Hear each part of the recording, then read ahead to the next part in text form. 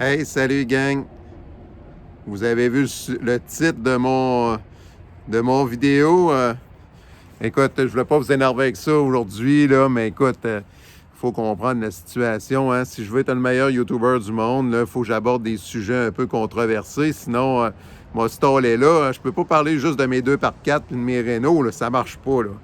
Je dis que aujourd'hui, on va apporter un sujet critique et que ça fait le tour sur Internet. Hein, moi, depuis 1999, je suis ce sujet-là. Hein, puis, je vais vous décevoir tout de suite en partant. J'ai aucun argument scientifique pour vous. Je ne suis pas un scientifique de haut niveau. Puis, je n'essaierai pas de vous convaincre avec des arguments scientifiques aujourd'hui. J'en ai pas. Puis, entre vous et moi, là, que ça soit vrai, que ça soit pas vrai, je m'en balance totalement. Mais j'aime bien suivre les informations là-dessus quand j'ai du temps. Ça veut dire que ça fait depuis 1999 que je suis ça. Puis moi, vous savez, je suis pas un YouTuber super professionnel. Je fais ça dehors, au bruit des corneilles. Tout le monde aime ça. Mais je vais essayer de vous amener ça sur un autre angle. Là. C'est un angle plus de ce que je connais, l'analyse. Hein? L'analyse. Ça veut dire que je vais vous faire une petite mise en scène bien drôle qui va vous sembler extrêmement bizarre, mais le monde qui me connaît, ils savent que je suis un peu bizarre. Puis là, il y a toujours la corneille. Et la corneille, elle veut pas que j'en parle. Hein? Elle aime pas ça pantoute. Mais c'est pas grave. On l'aime quand même. Imaginez ce scénario suivant. Là.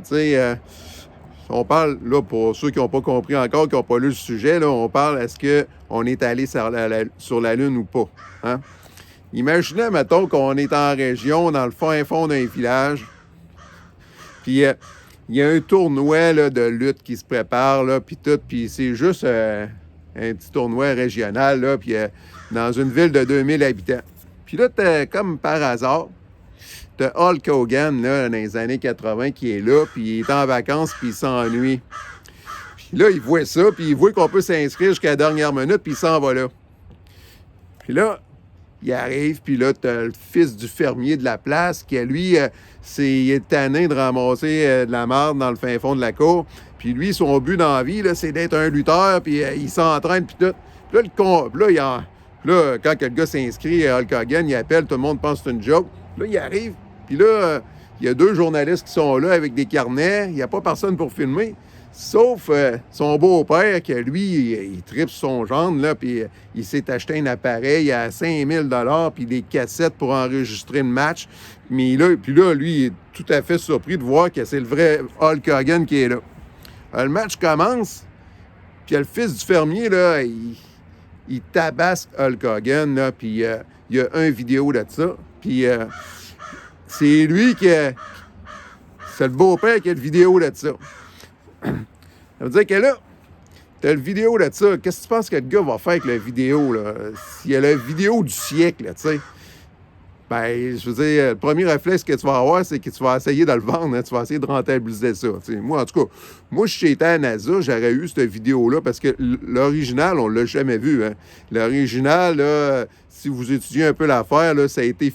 Ils ont filmé une caméra qui est en direct et tout, puis la NASA a dit qu'ils ont perdu le film original pour sauver du data, pour pas s'acheter des disques durs, pour pas transférer ça au fil du temps, puis ils ont écrasé les preuves de tout ça, là, t'sais. Ça, écoute, ça, c'est pas un argument, là. Ça, je vous dis, moi, je vous parle de ça, mais c'est vraiment pas un argument. C'est pas mon argument principal. Je fais juste vous dire que tout ça, ça peut s'expliquer par le principe de Peters, par une gang de gestionnaires, de fonctionnaires qui étaient tout seuls dans un coin, il fallait qu'ils gèrent des cassettes, là, tu sais. Ça peut être ça, là, puis ça s'explique très bien. Mais tout ça pour dire que juste ça, au départ, c'était une anomalie un peu weird. Mais ça, je voulais juste faire une petite introduction avec ça. Ça veut dire que, tu sais, t'as l'événement de l'humanité, là, puis qui se perd en preuve, là. Déjà là, c'est un gros bug pareil. Mais ce qui est intéressant dans tout ça, là, c'est que quand tu analyses l'histoire, tu vas te rendre compte que, si, admettons, l'histoire serait vraie, là, ben, je veux dire, tu aurais tout intérêt à montrer les originaux et tout, vendre ça, faire de l'argent, rentabiliser le projet de la NASA. Mais c'est pas ça qui s'est passé. Mais si tu mets ça dans un autre contexte, que ça a été partiellement vrai. Moi, je crois pas que tout a été monté en studio, là. Puis, ça a été, mettons, partiellement vrai, puis tu sais que tu montes une demi-vérité.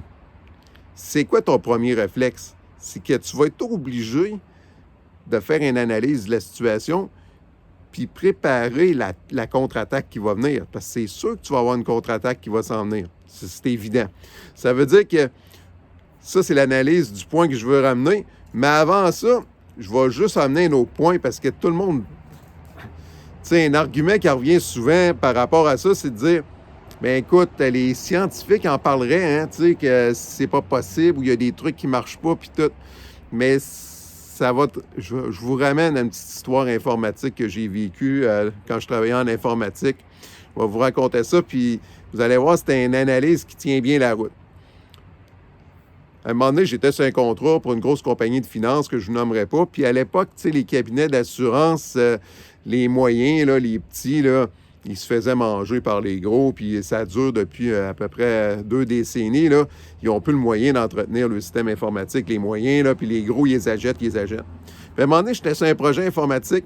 Puis la compagnie avait récupéré quelques cabinets de même. Puis il y avait des centaines de milliers de dossiers d'enregistrement de données à importer dans leur système.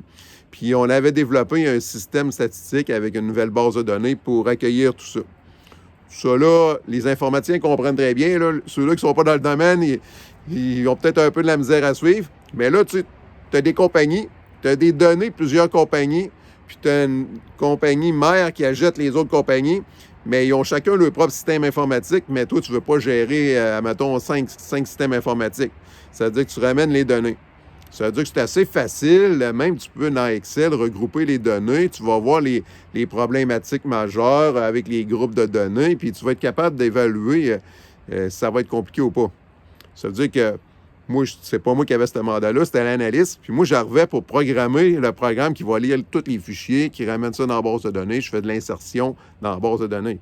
Ça, c'est des projets qui sont super le fun en informatique. Tu sais, c'est pas des projets que tu te casses la tête sur des interfaces qui marchent pas à moitié, mais c'est juste de la logique, puis tu sais, c'est juste du code de la fun à faire.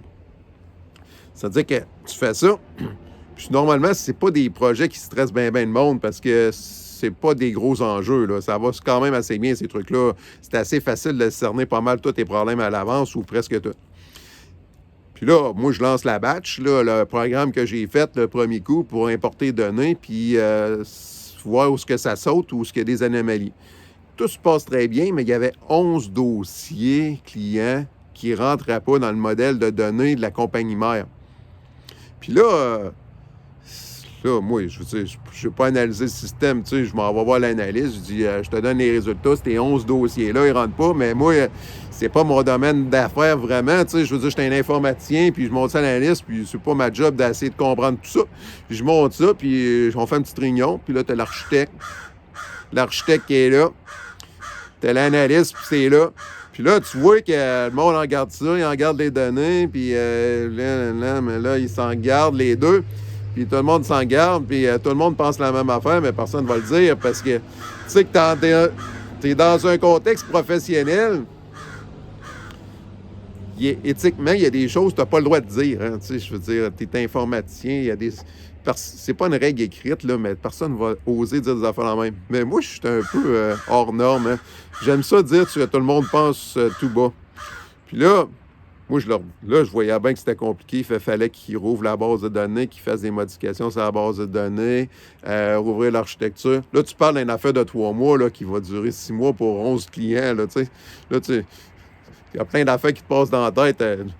Envoyer une lettre au client, dire qu'on ne vous gère plus. Mais tu sais, des fois, c'est des contrats d'assurance vie. Tu peux pas canceller ça comme tu veux. Là, ou des trucs que tu es obligé de supporter jusqu'à la fin du contrat. Puis des fois, tu n'as pas la main là-dessus. C'est que là, mais là, moi, l'idée qui me passe par la tête, puis je l'ai dit tout haut, puis tu sais, pour pas avoir de l'air trop non professionnel, c'est que tu fais une joke en disant, puis ça passerait bien. Puis là, je leur dis, mais écoute, gérez ça dans une filière papier. Vous ouvrez le tiroir, vous mettez 11 dossiers jaunes là, avec les feuilles dedans, gérer ça à part de même, là, ça va coûter moins cher. Mais là, le monde t'en garde, puis t'es un informaticien, tu peux pas proposer ça de même. C'est comme un dentiste il y a quelqu'un qui a fait un accident de moto, là, puis toute la dent, il y a la moitié de la bouche croche, là, il dira pas, on va tout t'enlever ça, tu iras chez le denturologue, hein. Dans les années 60, c'est ça qu'il faisait parce qu'il était pas capable de le faire, mais à ça, il t'en garde avec un signe de pièce. Ça m'a fait en informatique. Dire que quand tu es un scientifique de haut niveau, là, puis qu'il y a des questions là, ou des trucs que tu trouves louches un peu sur la NASA, puis sur la mission d'Apollo, là, tu commenceras pas à faire une vidéo YouTube comme moi là-dessus. Là, je veux dire, tu risques de mettre ta carrière en jeu ou avoir des problèmes.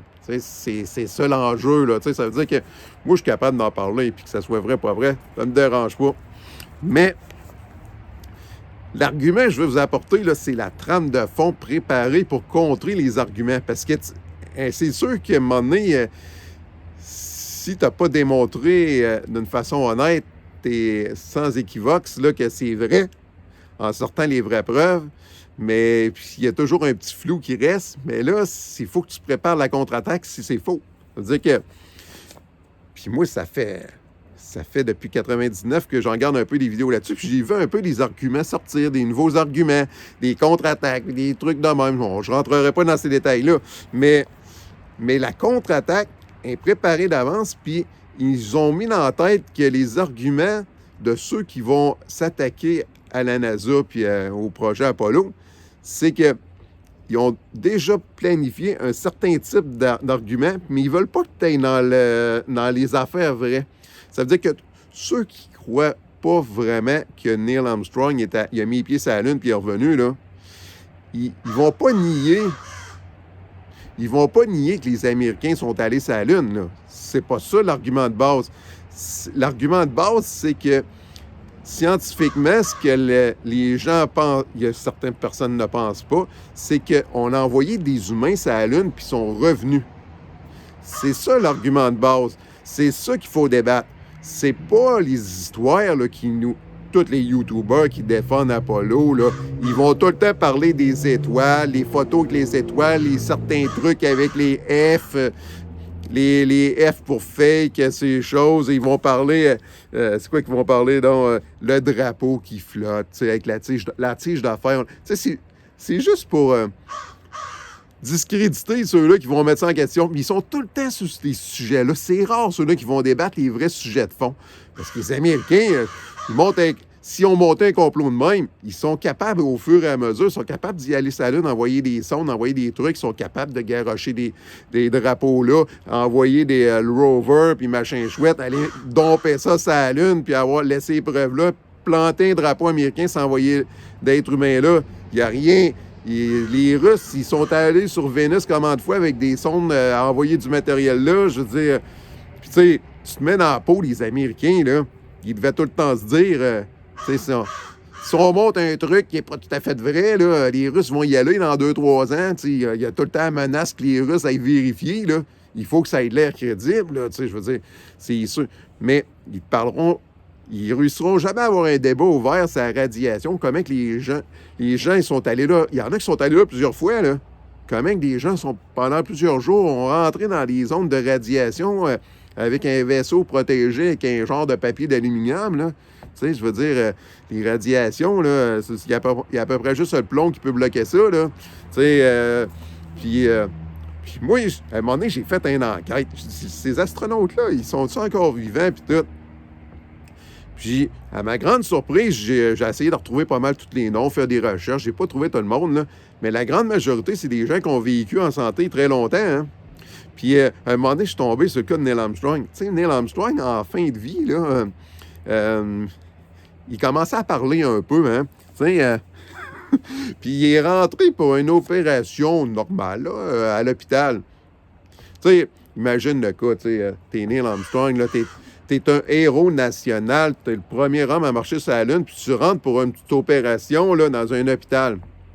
On sait que les Américains, c'est justice pour tout le monde est égal, puis il n'y a pas de différence, puis tout le monde est traité sur le même pied d'égalité. Tout le monde sait ça, là, aux États-Unis, c'est comme ça. C'est le pays le plus évolué du monde, ça, ils sont rendus là, c'est sûr. Mais, tu sais, mettons, là, tu sais, Là, tu en regardes, le prochain patient, c'est Neil Armstrong. Là, tu peux-tu comprendre que dans l'hôpital, ça doit créer un certain stress, puis ils doivent s'arranger pour, juste emmener un petit chocolat de plus, là, mettre un petit chocolat après l'opération, là, ils mettront pas un stagiaire pour opérer le gars, là, tu comprends bien, là, c'est Neil Armstrong. Ça veut dire, mais, si tu veux aller voir ça sur Google, écoute, le gars, il est mort, là, de la suite de l'opération à cause d'une erreur médicale. Sa femme a eu 5 millions, tu sais. Le gars commençait à parler un peu, là, puis dans son entourage. C'est encore des trucs weird un peu. Mais ça, c'est juste la trame de fond, hein, tu sais. C'est juste Mais ça, t'essaies de trouver des gens qui vont débattre ça, là. Non, mais il n'y a pas... C'est tout vérifiable. Je veux dire, sa femme en a parlé, tout. Je veux dire, c'est toutes des petites affaires louches de même qui laissent sous-entendre qu'il y a des trucs bizarres. Puis, tu sais, les affaires importantes, là, qui sont jamais débattues, c'est l'essence, hein. L'essence pour atterrir, partir de la Lune, écoute, tout voyager ça, écoute, c'est... Tu sais, à Cuba, là, à une certaine période, le monde, pour faire des études d'assez haut niveau, là, il faisait des preuves mathématiques là, en fin d'examen final là, pour prouver qu'il n'y avait pas assez d'essence pour en repartir. Là, c'est connu aussi. J'avais trouvé ça dans ces arguments-là. Mais à cette heure, aujourd'hui, la NASA, on ne peut plus vérifier ça parce que la NASA dit que les plans et tout ça, ils ont été perdus. Ils ne savent même pas c'est quoi les specs et tout. Tout a été égaré. Hein? Tout est parti dans l'espace disque qui manquait, puis ils ont réécrit par-dessus les affaires. C'est-à-dire que c'est ça qui est drôle. Mais, comme je disais... puis là, tu sais, il y en a qui vont dire, mais l'histoire du miroir, là, on sait qu'il y a un miroir qui, avec des, je sais pas trop, un laser qui part de la Terre sur la Lune, qui prouve que le miroir est là. Mais comme je te dis, tu peux envoyer même au début des années 80, 10 ans après l'émission Apollo, là, quelqu'un installait un miroir sur la Lune, là. Je veux dire, il n'y a pas besoin que Neil Armstrong aille plugger ça dans la prise de courant là-bas, là. C'est ça, là. C'est un petit peu ma trame de fond d'analyse. Mais tu vois qu'il y a tous les décodeurs. Les décodeurs, ils ont fait des vidéos là-dessus, mais il y en a plein, là, mais ils parlent tout le temps des étoiles, là, des photos qu'il n'y a pas d'étoiles, puis des trucs, tous des trucs. Ça, c'est drôle, hein? La poussière, tu vois quand il atterrit, tu vois le show de boucan que ça fait, là. Puis là, tu vois des photos, là. Mais tu sais, ces photos-là sont sorties dans les années 70, là.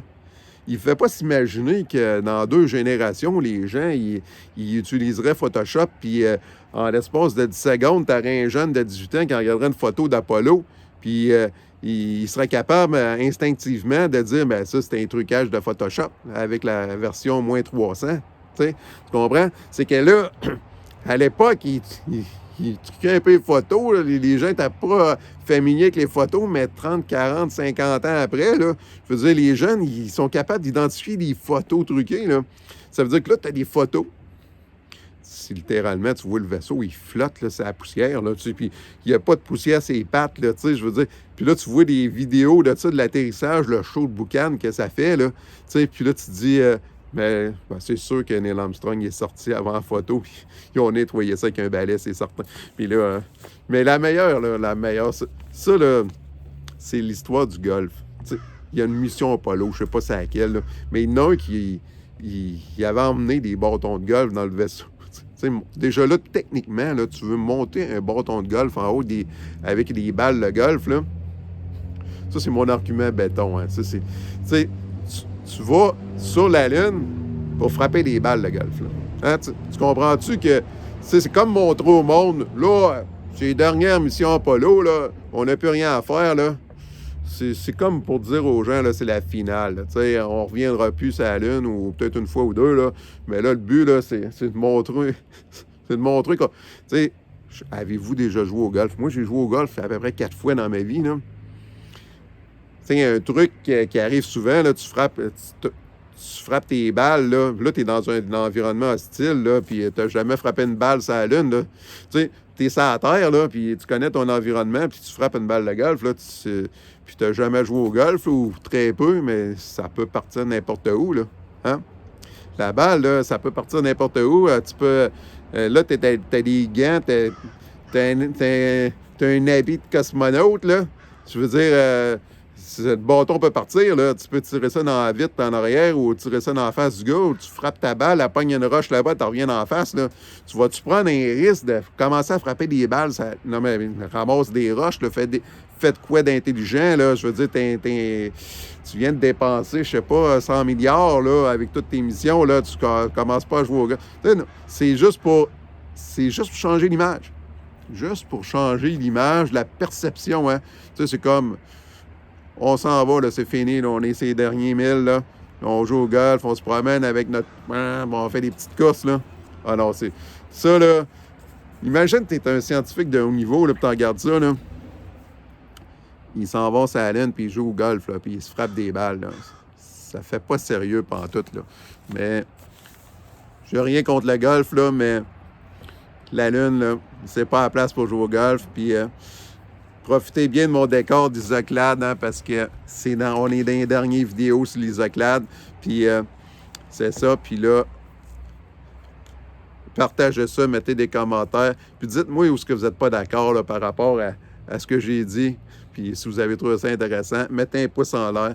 Puis on trouve ça bien drôle. Puis en passant, c'était une joke au début. Hein. Je ne veux pas être le meilleur YouTuber du monde. Là. Je fais juste des jokes. Ça me tente. Je m'ennuie, moi, des fois. Ici, je n'ai pas de clients. Je vous jase. Puis c'est le fun. Puis je vous partage un peu mes réflexions sur ce que j'écoute de temps en temps. Bye bye.